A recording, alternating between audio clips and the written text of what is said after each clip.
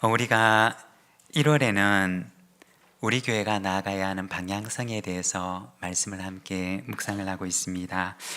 2025년 올해 우리 교회는 회복이라고 하는 방향성을 잡아서 나아갑니다. 지난주에는 주제 말씀인 누가복음 9장 말씀을 묵상을 하면서 너희가 먹을 것을 주라고 하는 말씀을 보았습니다. 그리고 오늘과 다음 주는 소그룹의 회복, 그리고 회복이 있는 교회라는 제목으로 우리가 말씀을 함께 나누고자 합니다. 2025년 이 한 해 우리 개인의 삶에, 그리고 우리의 가정에, 일터에, 그리고 교회에, 우리가 살아가는 삶의 모든 현장 속에 하나님의 회복이 임하는 복된 한 해가 되시기를 바랍니다. 오늘은 우리가 사도행전 2장 말씀을 함께 읽었습니다. 오늘 말씀을 통해서 소그룹의 회복이라고 하는 제목으로 함께 말씀을 묵상하고자 합니다. 오늘 읽은 말씀에서는 교회라고 하는 공동체가 세상 속에 처음 그 모습을 나타내던 그 모습을 보여주고 있습니다. 43절 말씀을 보게 되면 사람마다 두려워하는데 사도들로 말미암아 기사와 표적이 많이 나타나니 라고 합니다. 여기 보면 두려워하다 라고 하는 말이 나오는데, 이 말은 공포심을 의미하는 것이 아니라 경외감을 말하는 것입니다. 하나님에 대한 공포를 말하는 것이 아니라 하나님에 대한 경외감이 그 안에 생겨나게 되었던 것을 말하는 것입니다. 그러니까 정말 하나님이 살아계시는구나, 진짜 하나님이 살아계시는구나 라고 하는 경외감이 그들 가운데 일어나게 되었던 것입니다. 이러한 하나님에 대한 경외감, 경외심이 바로 교회가 출발하게 되었던 첫 출발점이 되었다는 것입니다. 예전에 어느 한 세미나에서 소그룹에 대해서 강의를 들은 적이 있습니다. 소그룹 혹은 이 셀이 부흥을 하려면 제일 중요한 것이 있는데, 그것은 바로 모이는 그 모임 속에 살아계시는 하나님께서 우리와 이 시간 함께 계신다 라고 하는 하나님의 임재의식, 하나님의 현존에 대한 그들의 믿음이 바로 그 소그룹 공동체, 그 셀 그룹의 승패를 좌우한다 라는 이야기를 들은 적이 있습니다. 아무리 모이면 재미있고 즐거워도 살아계신 하나님께서 지금 이곳에 우리와 함께 계신다라고 하는 그 임재에 대한 믿음이 없으면 그 공동체는 영적인 공동체가 될 수가 없다는 것입니다. 생명력을 가지고 있는 공동체가 될 수가 없다는 것입니다. 그냥 그저 모이면 재미있고 즐거운 공동체, 그 이상도 이하도 되지 못한다는 것입니다. 오늘 말씀에도 보면 처음에 이 세상 속에 교회라고 하는 공동체가 시작되었을 때 여기에 보면 그들 가운데는 하나님에 대한 두려움, 하나님에 대한 경외심, 하나님의 살아계심에 대한 경외하는 마음들이 그들 속에 일어났던 것을 보여줍니다. 바로 거기에서 영적인 공동체가 시작되는 것입니다. 그리고 사도들을 통해서는 기사와 표적들이 나타나는데, 기사와 표적이라고 하는 것은 오늘날 우리말로 얘기를 하면 기적을 말하는 것입니다.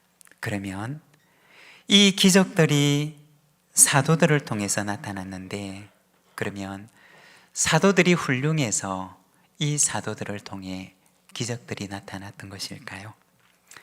사도들이 어떤 다른 사람들과는 비교할 수 없는 개인적인 탁월함을 지니었기 때문에 그들 속에 이러한 기적들이 나타났던 것일까요?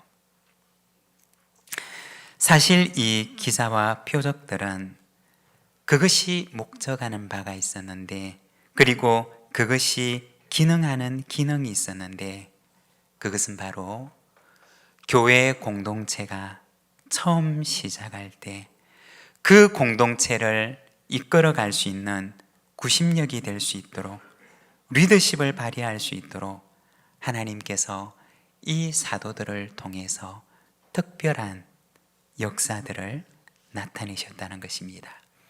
하나님께서 기적과 이사를 통해서 이 사도들의 권위를, 그들을 통해서 교회가 세워질 수 있도록 그들에게 특별한 권위를 부여해 주셨던 사건이었던 것입니다. 공동체 안에는 사실은 이처럼 리더가 참 중요합니다. 리더의 권위에 대한 존중이 있는 곳에 건강한 공동체가 세워지는 것입니다. 여러분, 리더가 된 여러분, 리더 속에 하나님께서 그 공동체를 이끌어 갈 수 있는 권위와 능력을 부여해 주시는 줄로 믿습니다. 하나님께서 부여해 주시는 그 권위와 능력을 가지고 하나님의 공동체를 아름답게 이끌어가는 리더의 사명과 청지기의 사명을 잘 감당하는 우리 공동체의 지도자들이 되시기를 바랍니다. 그리고 44절과 45절에 보면 믿는 사람들이 다 함께 있어 모든 물건을 서로 통용하고 또 재산과 소유를 팔아 각 사람의 필요를 따라 나눠주며 라고 합니다.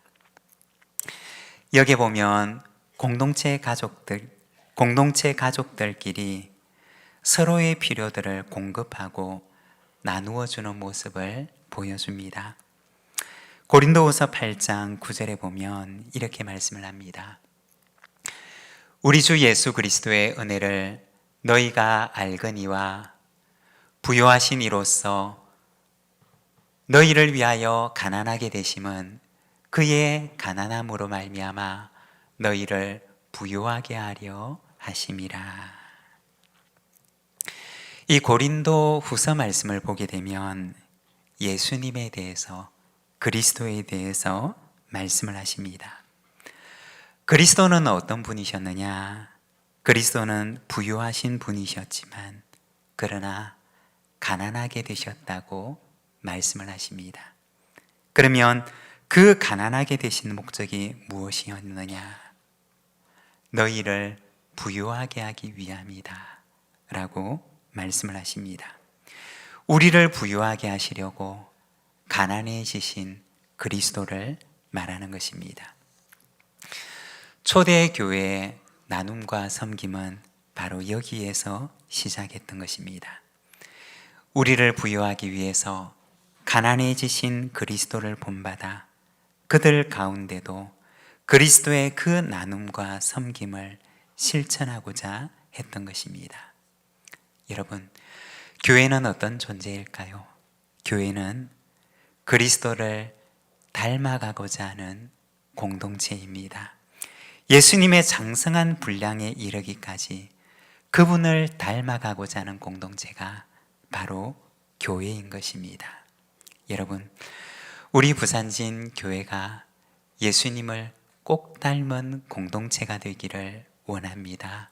그래서 세상 사람들이 우리 부산진 교회 성도들을 보게 되면 저 교회는 예수님 같은 사람들이 모여 있는 곳이다 라는 그런 칭찬을 받는 우리 부산진 교회가 되기를 소망합니다. 오늘은 소그룹의 회복이라고 하는 주제를 가지고 우리 처음 교회의 모습을 살펴보기를 원하는데, 먼저 이 처음 교회는 어떤 모습이었을까? 첫째, 모이는 공동체였습니다. 46절 앞부분의 말씀을 우리말 성경 번역으로 자막을 보면서 함께 읽겠습니다. 그리고 날마다 성전에서 한 마음으로 모이기를 힘쓰고. 여기에 보면 마음을 같이 해서 한 마음이 되어서 모이기에 힘쓰는 교회 공동체의 모습을 보여줍니다. 우리가 당시로 돌아가 보면 당시의 성전은 어떤 곳이었느냐? 성전은 그들이 모여서 말씀을 듣고 또 기도하는 곳이었습니다. 오늘 말씀에도 보면 그들은 날마다 성전에 모이기를 힘썼다라고 말을 합니다. 예전에 미국의 한 신학교에서 선교적 교회라는 주제로 선교학 박사학위 논문을 쓰시는 어떤 분을 배웠던 적이 있습니다. 그분이 한국 교회를 연구하기 위해서 이렇게 방문을 하게 되었었는데 그분의 요청을 따라서 이렇게 짧은 인터뷰를 했던 적이 있습니다. 그리고 인터뷰를 마치고 나서 그분이 쓰시는 논문에 대해서 잠깐 얘기를 나누었었는데, 우리가 선교적 교회라고 하면, 선교라고 하면 우리가 바깥에 나가서 이렇게 무언가 행하는 그런 일들을 생각하지 않습니까? 그런데 교회가 선교적이 되려고 하면, 그리고 선교적 교회가 되려고 하면 거기에는 반드시 기본이 되고 우선이 되는 부분이 있는데, 그것은 무엇이냐? 먼저 모이는 교회가 되어야 한다는 것입니다. 나가서 선교적 역할을 하려면 먼저 교회가 모여서 하나님의 말씀으로 무장되고 훈련되는 시간이 반드시 필요하다는 것입니다. 모여서 훈련되지 않으면 나가서도 아무 일도 할 수가 없다는 것입니다. 예전에 제가 어렸을 때 주일학교 공과 공부를 할 때 모이는 교회와 흩어지는 교회라고 하는 공과 제목이 있었습니다.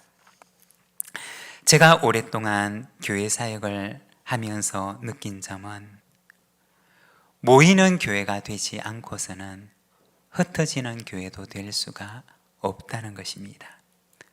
모여서 말씀을 배우고 모여서 기도하는 시간이 없으면 흩어져서도 아무 일도 할 수가 없다는 것입니다.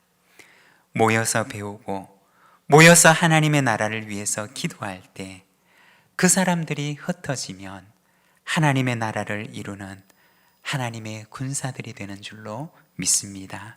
여러분, 2025년 이 한 해 먼저 우리가 모이기에 힘씁시다. 모여서 하나님의 말씀을 배우고 모여서 기도하며 먼저 모이는 공동체가 됩시다. 그러면 흩어져서 하나님의 나라를 이루어갈 수 있는 능력도 하나님께서 우리에게 주시는 줄로 믿습니다. 그리고 두 번째는 떡을 떼는 공동체입니다. 46절 뒷부분의 말씀을 우리가 자막을 보면서 같이 봉독하겠습니다. 집집마다 빵을 떼면서 기쁨과 순수한 마음으로 음식을 나누어 먹었습니다. 아멘. 성전에 모여서는 말씀을 배우고 기도하는 시간을 가지고, 또 집으로 돌아가서는 빵을 떼며 교제하는 시간을 가집니다. 올해 우리 교회 표어는 회복이 있는 교회, 소그룹의 회복입니다. 소그룹의 회복이라고 하는 말은 교제하는 공동체의 회복을 말하는 것입니다. 지난 연말에 이 표어에 대해서 생각을 하면서 참 고민을 많이 했습니다. 이 표어의 뒷부분을 소그룹의 회복이라고 할까, 공동체의 회복이라고 할까, 그 말이 그 말 같은데 이렇게 할까 저렇게 할까 참 고민을 많이 했습니다. 그리고 공동체라고 하는 말을 사용하고 싶었지만, 그러나 조금 더 직설적으로 표현하는 것이 좋겠다고 하는 생각이 들어서 소그룹이라고 하는 단어를 택하게 되었습니다. 저는 작년 연말부터 저의 마음속에 이 올해 우리 교회의 표를 제 마음속에 담아두고 고민하고 있습니다. 우리 교회가 올해 소그룹의 회복이라고 하는 표를 가지고 있는데, 그러면 소그룹적이라고 하는 말은 어떤 의미일까? 그리고 소그룹적으로 살아간다고 하는 것은 어떤 의미일까? 그냥 표만 소그룹의 회복이라고 말만 한다면 그것이 무슨 의미가 있을까? 내가 소그룹적으로 살아가고 내가 소그룹의 삶을 살아간다고 하는 것은 그것이 어떤 의미를 가지는 것일까? 라는 것을 저의 마음속에 담고 또 고민하고 기도하고 있습니다. 소그룹이라고 하는 것은 교제가 일어나는 작은 공간을 말하는 것입니다. 그리고 이것이 작기 때문에 서로 안에 교제가 일어나게 되는 것입니다. 상대방의 이야기를 내가 들어줄 수가 있고 또 나의 이야기를 상대방이 들어줄 수도 있습니다. 상대방의 삶과 나의 삶이 서로에게 받아들여질 수 있는 공간이 바로 소그룹인 것입니다. 그러면 소그룹적이라고 하는 것은 무엇이냐? 나를 상대방에게 내어주는 것입니다. 그리고 상대방을 나에게 받아들이는 것입니다. 여러분, 우리에게는 이러한 소그룹적인 삶이 이루어지고 있습니까? 나를 내어주고 상대를 내 안에 받아들이는 소그룹적 삶이 오늘 우리에게는 일어나고 있습니까? 우리는 모두가 다 서로가 서로에게 필요한 존재입니다. 우리는 모두가 다 서로가 필요한 외로운 존재이고 또한 사랑이 필요한 존재입니다. 제가 어렸을 때 참 많이 불렀던 복음송가 가운데 사랑을 줄 수 없을 만큼 이라는 찬양이 있습니다. 그 찬양을 보게 되면 사랑을 줄 수 없을 만큼 가난한 사람도 없고요, 사랑을 받지 않아도 될 만큼 부유한 사람도 없어요 라고 찬양을 하는데, 여러분, 사랑을 줄 수 없을 만큼 가난한 자도 없습니다. 그리고 사랑이 필요 없을 만큼 부유한 사람도 없습니다. 우리 찬양을 아시는 분이 계시면 우리 같이 기도하는 마음으로 한번 불러보겠습니다.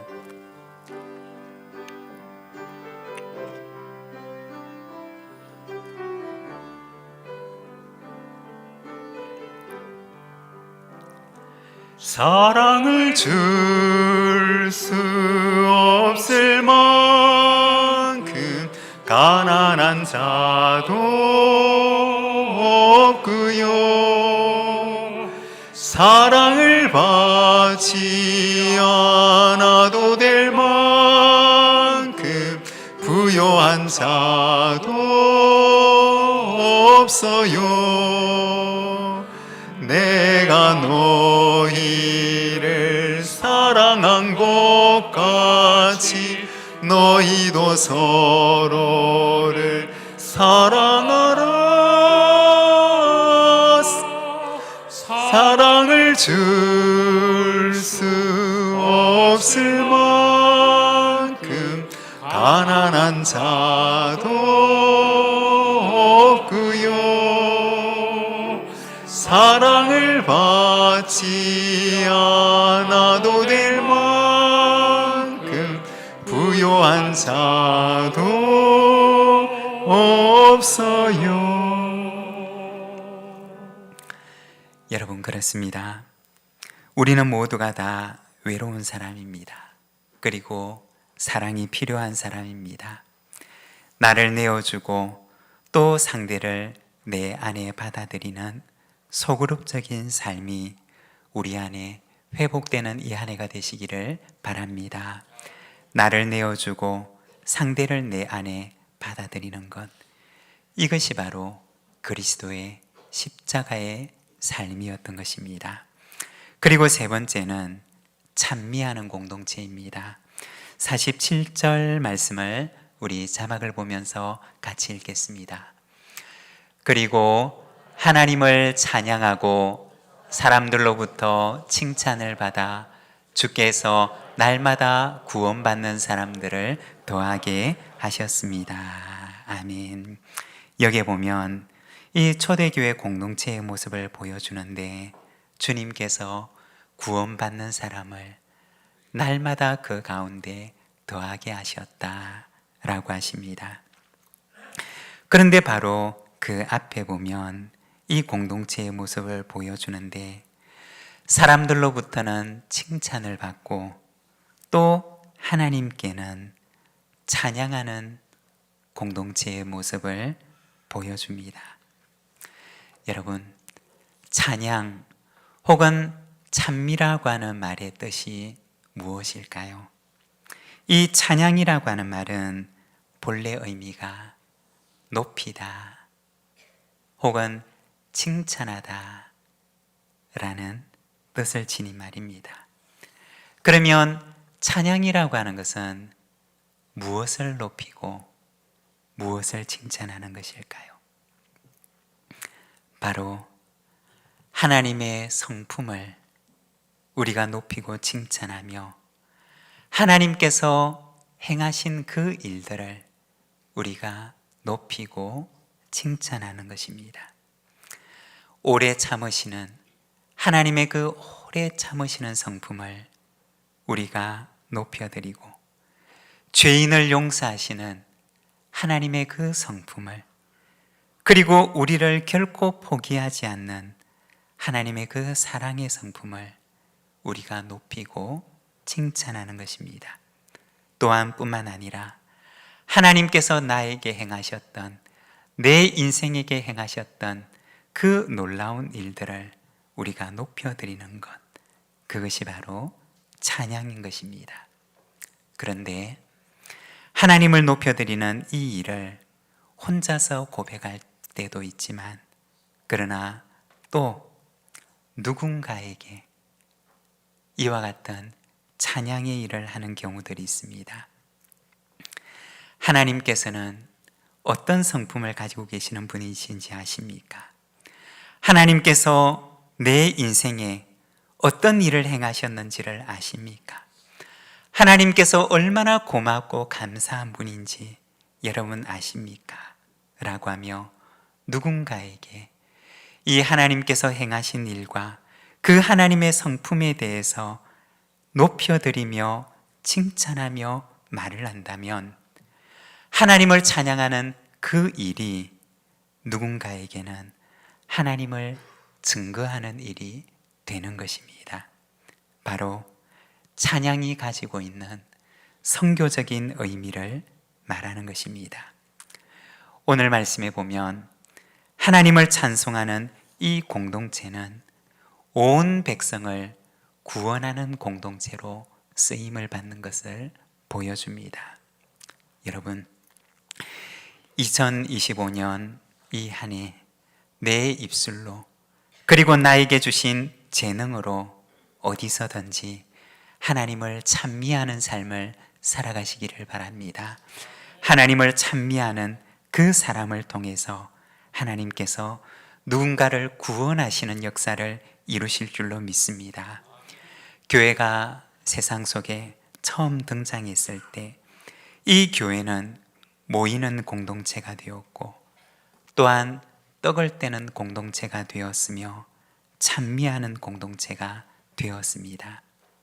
히브리서 10장 25절에 보면, 모이기를 피하는 어떤 사람들의 습관과 같이 하지 말고 오직 권하여 그날이 가까움을 볼수록 더욱 그리하자라고 말씀을 하십니다. 여러분, 2025년 새해 모입시다.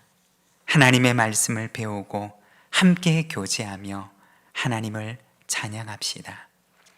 하나님께서 우리를 아름다운 공동체로 삼으시고 또 우리 안에 아름다운 공동체적 삶을 회복케 하셔서 하나님을 증언하는 선교의 백성으로 우리를 삼으실 줄로 믿습니다. 이 한 해도 온전한 회복이 우리의 삶 속에, 우리가 살아가는 삶의 현장에 온전히 임하는 복된 한 해가 되시기를 바랍니다.